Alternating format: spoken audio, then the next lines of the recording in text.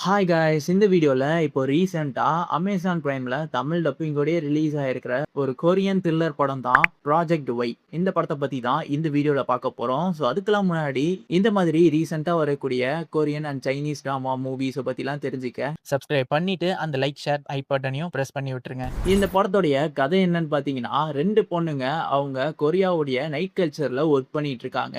அப்படி இருக்கும்போது அவங்க கொஞ்சம் கொஞ்சமா சேர்த்து வச்ச பணம் எல்லாமே ஒரு ஸ்கேம்ல மொத்தமா போயிடுது. ஸோ இதுக்கப்புறம் என்னடா பண்றது அப்படின்னு யோசிச்சுட்டு இருக்கும்போது தான் ஹெய்ஸ்ட் பண்றதுக்கான ஒரு க்ளூ வந்து அவங்களுக்கு கிடைக்குது. ஸோ இது எப்படியாவது பிளான் போட்டு நம்ம ஹெய்ஸ்ட் அடிச்சிரணும் அப்படின்ற மாரி நெனைக்கிறாங்க. ஸோ இதுக்கப்புறம் அவங்களுக்கு என்ன நடந்தது அப்படின்றது தான் இந்த படத்துடைய கதையே. இது பேசிக்கா ஒரு ஸ்லோ பர்னிங் த்ரில்லரா தான் போகும். ஸோ யாருக்கெல்லாம் ஸ்லோ பர்னிங் படம் பிடிக்குமோ, அவங்க மட்டும் இந்த படத்த பாருங்க. ஃபாஸ்ட்டா போணும், பரபரப்பா போணும்னு நெனச்சீங்கன்னா, இந்த படம் உங்கள சாட்டிஸ்ஃபை பண்ணாது. பட் இதுல அந்த 2 ஹீரோயின்ஸும் அவங்களோட லைஃப்ல எந்த அளவுக்கு அவங்க வந்து கஷ்டப்படுறாங்க, ஸோ அவங்களுக்கு நடக்கிற விஷயங்கள் காட்டுன விதம் எல்லாமே நல்லாவே இருந்தது. ஒரு கிரிமினல் கேங் கூட அவங்களுக்கு நடக்கிற சில விஷயங்கள், இது எல்லாமே நல்லாவே காமிச்சிருந்தாங்க. ஸோ எத்தன பேர் இந்த படம் பார்க்க போறீங்க? அண்ட் பார்த்திருந்தீங்க அப்படின்னா, எப்படி இருந்துச்சு அப்படின்ற உங்களுடைய கருத்துக்கள வந்து கமெண்ட்ல சொல்லுங்க.